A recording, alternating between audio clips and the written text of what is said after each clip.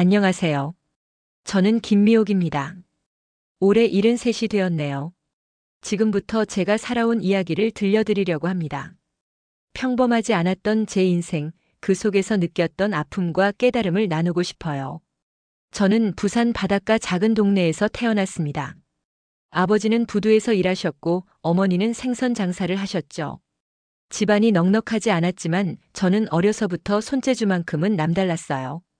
11살 때부터 동네 언니들 머리를 예쁘게 따아주는 게 취미였습니다. 중학교 다닐 때는 반 친구들이 모두 저한테 머리를 맡겼어요. 미호가, 너는 나중에 미용사 되겠다, 그런 말을 자주 들었죠. 고등학교를 졸업하자마자 저는 부모님께 말씀드렸습니다. 저 서울 가서 미용 기술 배우고 싶어요. 아버지는 펄쩍 뛰셨어요. 여자가 무슨 서울까지 가서 장사를 배우냐고 하시면서요. 하지만 어머니는 달랐어요. 얘가 하고 싶어 하는데 시켜봐요. 손재주도 좋잖아요. 뭐든 잘할 수 있을 거예요. 18살 봄, 그렇게 저는 고향을 떠나 서울로 올라왔습니다. 저는 바로 명동에 있는 유명한 미용학원에 등록했어요. 하숙집에서 지내며 아르바이트도 했습니다. 힘들었지만 꿈이 있으니까 견딜 수 있었어요. 미용학원에서 2년을 공부했습니다. 그때 같은 반에 다니던 친구 소개로 이종수라는 남자를 만났어요. 종수는 저보다 2살 많았고 은행에 다니는 성실한 회사원이었습니다. 미옥 씨 손이 정말 예쁘네요. 미용사가 천직인 것 같아요. 종수는 늘 제 일을 격려해줬어요. 그런 모습이 든든해 보였죠. 20살이 되던 해 저는 미용학원을 졸업하고 작은 미용실에서 일하기 시작했습니다. 월급은 적었지만 실력을 쌓아갔어요. 종수와의 연애도 순조로웠고요. 그 미용실에는 특별한 단골 손님이 하나 있었어요. 김여사라고 하는 분이었는데 늘 선글라스를 끼고 오셨죠. 말수도 적고 신비로운 분이었어요. 미옥 씨 손길이 참 따뜻하네요. 김여사는 가끔 그런 말씀을 하셨습니다. 그분은 항상 현금으로 계산하셨고 팁도 후하게 주셨어요. 22살 되던 해 종수와 결혼했습니다. 작지만 아늑한 신혼집을 마련했고 저는 더 큰 미용실로 이직했어요. 모든 게 순조로워 보였습니다. 결혼 후 6개월 저는 작은 미용실을 차렸습니다. 미용실이라는 간판을 달았을 때의 그 기분을 지금도 잊을 수 없어요. 제 이름이 걸린 간판을 보며 정말 뿌듯했습니다. 김 여사도 새 가게를 따라와 주셨어요. 미옥 씨 사장님이 되셨네요. 축하해요. 그분의 축하 인사가 유독 기억에 남아요. 결혼 3년째 되던 어느 날 이상한 일이 일어났습니다. 낯선 남자가 미용실로 찾아왔어요. 김미옥 맞나요? 남편분이 보증을 서주셔서 왔는데요. 무슨 말인지 이해할 수가 없었습니다. 종수가 무슨 보증을 섰다는 건지. 그날 밤 종수를 다그쳤어요. 당신 무슨 보증 선 거 있어요? 종수는 당황하며 부인했습니다. 무슨 보증? 나는 그런 거 한 적 없어. 하지만 며칠 후 더 큰 충격이 기다리고 있었어요. 은행에서 연락이 왔습니다. 미용실 이름으로 대출이 나와 있다는 거였어요. 언제 이런 대출을 받으셨나요? 은행 직원의 말에 머리가 하얘졌습니다. 저는 대출 받은 적이 없었거든요. 그제서야 종수가 실토했어요. 도박을 하고 있었다는 것, 그리고 제 모르게 서류를 조작해서 대출을 받았다는 것까지. 미안해, 미호가. 처음에는 작은 돈이었는데 갚으려다 보니 더 큰 돈을 잃게 됐어. 종수의 말을 듣고 있으니 온 세상이 무너지는 것 같았어요. 더 충격적인 건 그 다음이었어요. 종수가 사기 혐의로 경찰서에 끌려간 거예요. 알고 보니 회사 돈까지 손을 댔던 거였습니다. 경찰서에서 종수를 면회했을 때의 그 참담한 기분. 지금 생각해도 가슴이 아려와요. 미호가 정말 미안해. 나 때문에 내 인생이 망가졌네. 종수는 울면서 사과했지만 이미 돌이킬 수 없었어요. 미용실은 문을 닫을 위기에 놓였습니다. 단골 손님들도 하나둘 떠나갔어요. 누가 사기꾼의 아내가 하는 미용실에 오려고 하겠어요? 그때 김 여사가 나타났습니다. 미옥 씨 힘내세요. 당신 잘못이 아니에요. 김 여사는 제 손을 잡으며 위로해 주셨어요. 혼자서도 충분히 잘할 수 있어요. 저는 그렇게 생각해요.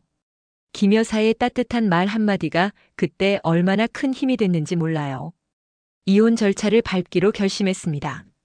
더 이상 종수와 함께 살 수는 없었어요. 사랑했던 사람이었지만 믿음이 깨진 관계는 되돌릴 수 없었습니다. 이혼 후 저는 다시 시작해야 했어요. 미용실 간판을 새로 달고 처음부터 단골을 만들어 나갔습니다. 쉽지 않았어요. 경력이 있다고 해도 새로운 동네에서 인지도를 쌓는 건 시간이 걸렸거든요. 하루에 손님이 두세 명밖에 안 오는 날도 많았어요. 그래도 포기하지 않았습니다. 한 분 한 분 정성껏 모시며 입소문을 냈어요. 머리만 해드리는 게 아니라 고민도 들어드리고 차 한 잔도 대접해드렸죠. 김 여사도 가끔 새 가게로 와주셨어요. 그분이 오시면 마음이 든든했어요. 오랜 단골이 있다는 것만으로도 위안이 됐거든요. 3년 정도 지나니까 조금씩 자리가 잡혔습니다. 단골 손님들이 새로운 고객을 데려오기 시작했어요. 그 중에 박재현이라는 분도 있었죠. 재현은 건설회사를 운영하는 사업가였어요. 저보다 5살 위였고 과부였습니다. 아내를 병으로 잃고 혼자 사는 지 2년 됐다고 하더라고요. 미용실 하시는 거 쉽지 않으셨을 텐데 정말 대단하세요.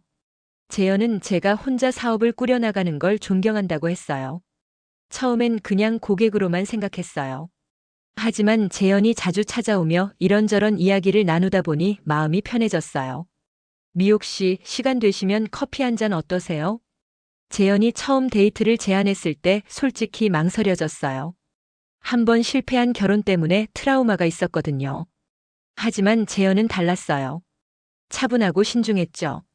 무엇보다 제 일을 이해하고 존중해주는 모습이 좋았어요. 1년 정도 연애를 한 후 재현이 프로포즈했습니다. 미옥 씨와 함께 평생 가고 싶어요. 제가 미옥 씨를 지켜드릴게요. 38살에 재혼을 결심했습니다. 이번엔 신중했어요. 재현의 인품을 충분히 알아본 후에 결정했죠. 결혼식은 소박하게 치렀어요. 재현의 친구들과 제 단골 손님들이 축하해 주셨습니다. 김 여사도 오셨는데 그날따라 환하게 웃으시며 축하해 주시던 모습이 기억나네요. 신혼집은 재현이 마련한 아파트였어요. 미용실도 더 좋은 위치로 이전했습니다. 재현의 지원 덕분에 시설도 업그레이드할 수 있었어요. 재혼 생활 초기에는 모든 게 순조로웠어요. 재현은 자상한 남편이었고 사업도 잘 됐습니다. 미용실도 번창했죠. 하지만 7년 정도 지나니까 재현의 행동에 변화가 생겼어요. 전화를 받을 때 조심스러워하고 출장이 잦아졌습니다. 처음엔 사업 때문이라고 생각했어요. 건설업이 워낙 복잡하니까 그럴 수도 있다고 여겼죠. 그런데 어느 날 재현의 휴대폰에서 이상한 메시지를 발견했습니다. 지은이라는 여자에게서 온 메시지였어요. 재현 오빠, 준호가 아파서 병원에 갔어요. 빨리 와주세요. 준호라는 이름이 낯설었어요. 재현의 친척 중에 그런 이름을 가진 아이는 없었거든요. 그날 밤 재현에게 물었습니다. 당신 준호라는 아이 알아요? 재현의 얼굴이 순간 굳어지더라고요. 미호가 사실 할 말이 있어. 재현의 고백을 듣는 순간 온몸에 힘이 빠졌어요. 재현은 우리 결혼 전부터 지은이라는 여자와 관계를 맺고 있었대요. 그 여자가 재현의 아이를 낳았고 그 아이가 준호였습니다. 당시 준호는 이미 10살이 되어 있었어요. 왜 숨겼어요? 왜 저한테 말하지 않았어요? 제가 울면서 소리쳤지만 재현은 답답하다는 표정만 지었어요. 미안해, 미호가. 처음엔 말하려고 했는데 시기를 놓쳤어. 재현의 변명을 듣고 있으니 또다시 배신당한 기분이었어요. 더 충격적인 건 재현이 매달 지은에게 생활비를 보내고 있었다는 사실이었어요. 우리 가정의 돈으로 다른 여자와 아이를 부양하고 있었던 거죠. 그럼 지은이라는 여자는 뭐예요? 당신한테 뭐예요? 그냥 아이 엄마야. 지은이와 나는 끝났어. 하지만 아이는 내가 책임져야 하잖아. 재현의 말이 이해는 됐지만 마음으로는 받아들이기 어려웠어요. 결혼 생활 내내 속아 살았다는 생각이 들었거든요. 그날부터 재현과의 관계는 어색해졌어요. 같은 집에 살면서도 서먹했죠. 재현은 미안해한다고 했지만 저는 쉽게 용서할 수 없었어요. 재현과의 갈등이 깊어지던 어느 날 갑작스러운 일이 일어났어요. 재현이 건설 현장에서 쓰러진 거예요. 급성 심장마비였습니다. 병원으로 달려갔지만 이미 늦었어요. 재현은 그렇게 세상을 떠났습니다. 48살의 나이였어요.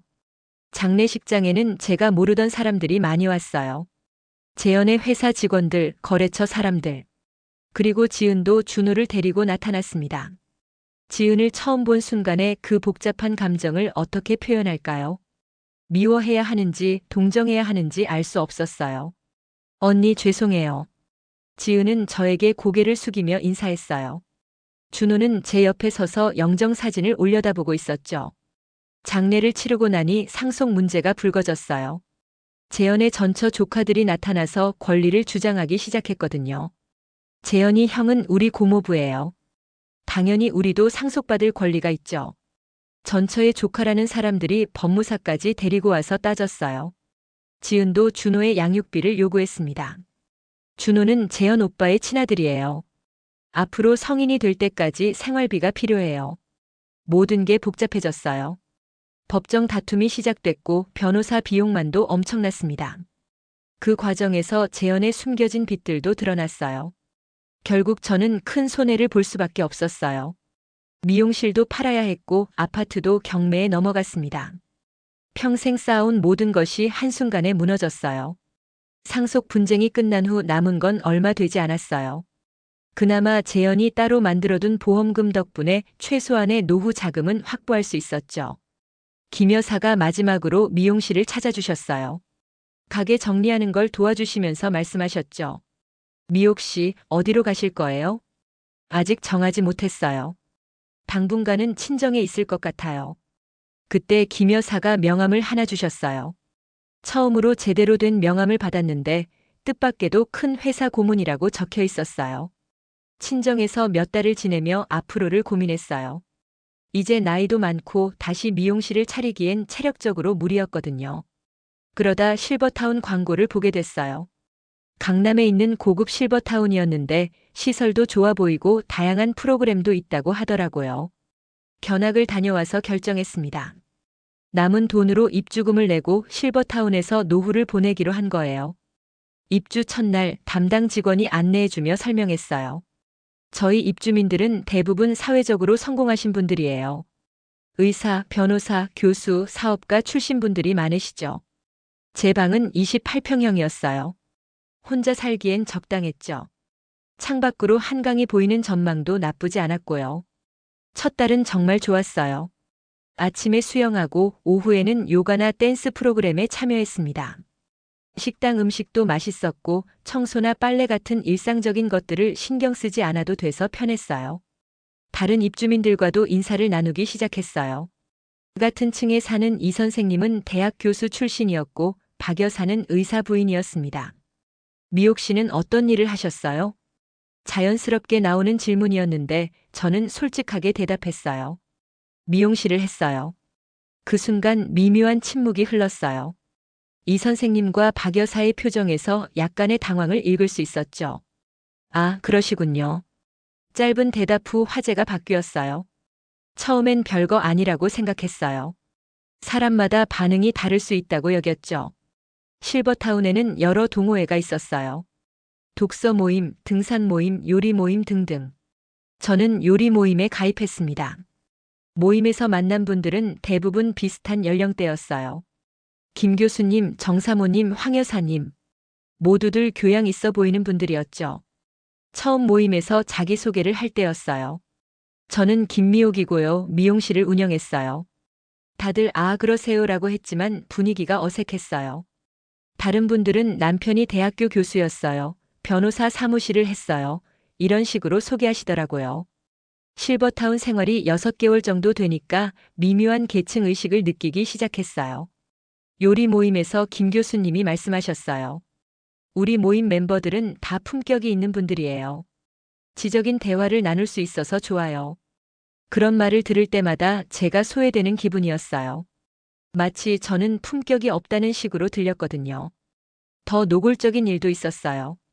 실버타운 관리사무소에서 VIP 고객들을 위한 특별 이벤트를 진행한다고 했는데 저는 초대받지 못했어요. VIP는 어떤 기준으로 선정하나요? 관리사무소 직원에게 물었더니 입주금과 월 관리비를 기준으로 해요라고 하더라고요. 하지만 저와 비슷한 조건인 다른 분들은 초대받았어요. 그때 알았죠. 돈의 문제가 아니라 사회적 지위의 문제라는 걸. 가장 충격적이었던 건 룸메이트였던 정사모님이었어요. 처음엔 친하게 지냈거든요. 같이 차도 마시고 산책도 했어요. 그런데 어느 날부터 정사모님이 저를 피하기 시작했어요.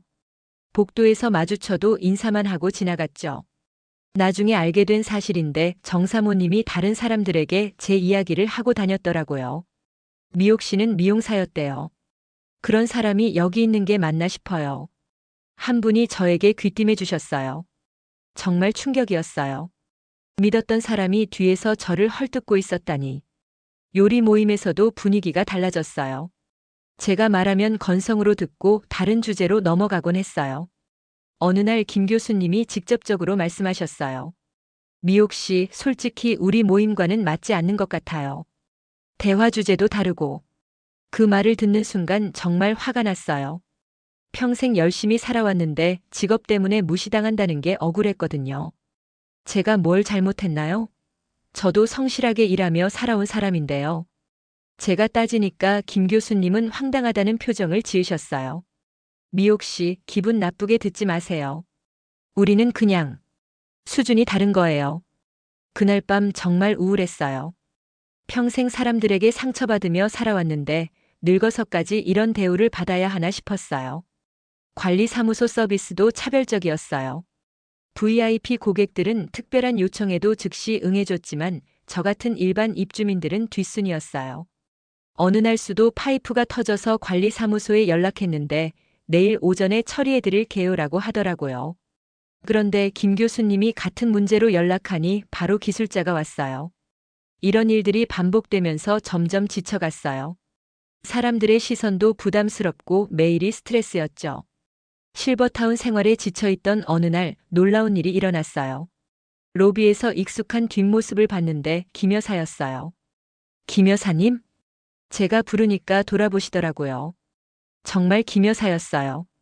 어머, 미옥 씨? 여기 계셨군요. 김 여사는 반가워하며 저를 반겼어요.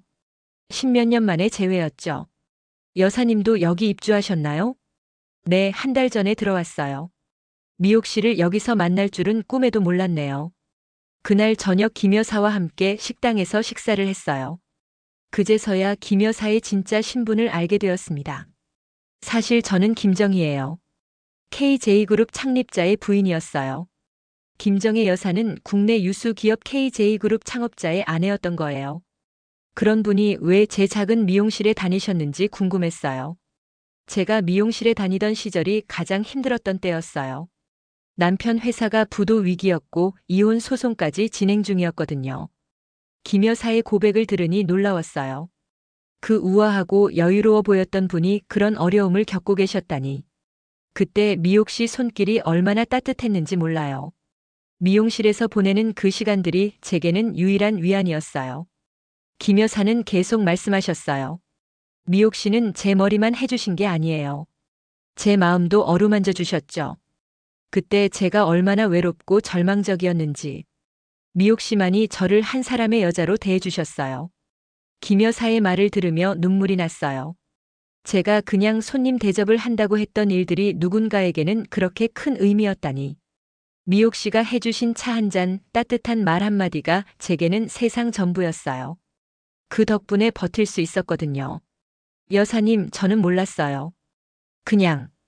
그냥이 아니에요. 미옥 씨는 그때 제게 천사였어요. 김 여사는 이후 이혼 소송에서 승리했고 회사도 다시 일으켜 세웠다고 했어요. 그리고 지금은 사회 환원 사업에 전념하고 계신다고 하셨죠. 제가 지금 이 자리에 있을 수 있는 건 그때 미옥 씨가 제게 희망을 주셨기 때문이에요. 다음 날부터 김 여사와 함께 실버타운 생활을 했어요.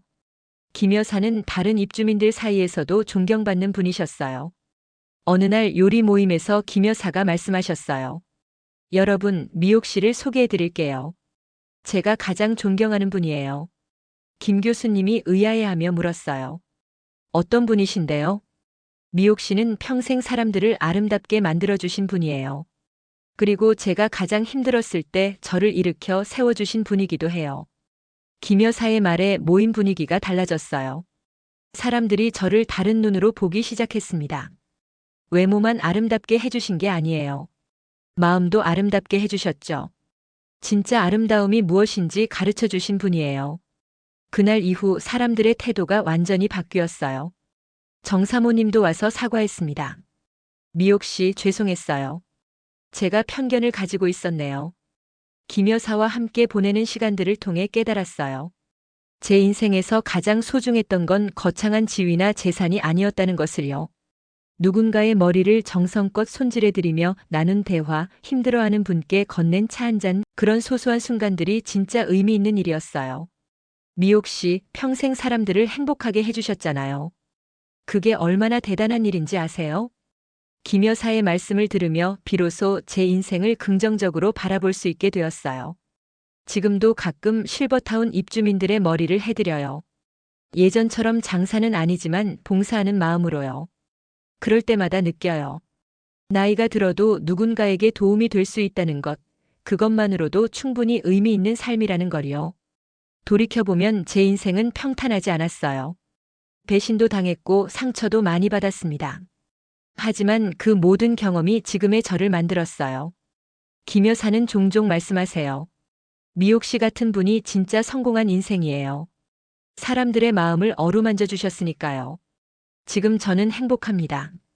진정한 친구도 생겼고 제 존재 가치도 깨달았거든요. 늦었지만 제 인생의 진짜 의미를 찾은 것 같아요.